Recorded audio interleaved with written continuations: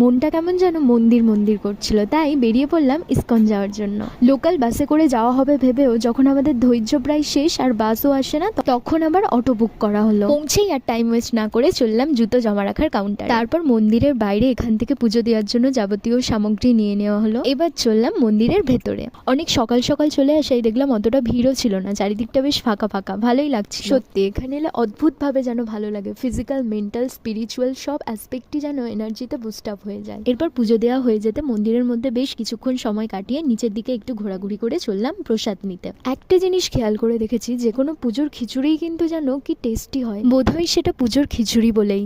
যাক, সবকিছুর পর এবার যেন শান্তিই লাগছিল। যা যা করবো ভাবা হয়েছিল সবকিছু ফাইনালি কমপ্লিট হলো। তা সত্ত্বেও একটা চিন্তা তো রয়ে গিয়েছিল, সেটা হচ্ছে ঠিকঠাক টাইমের মধ্যে হোস্টেল পৌঁছানো। ওই যে কথাই আছে না, যার শেষ ভালো তার সব ভালো, ওটাই ভেবে নিয়ে চললাম। দেখা হচ্ছে নেক্সট মিনি ভ্লগে।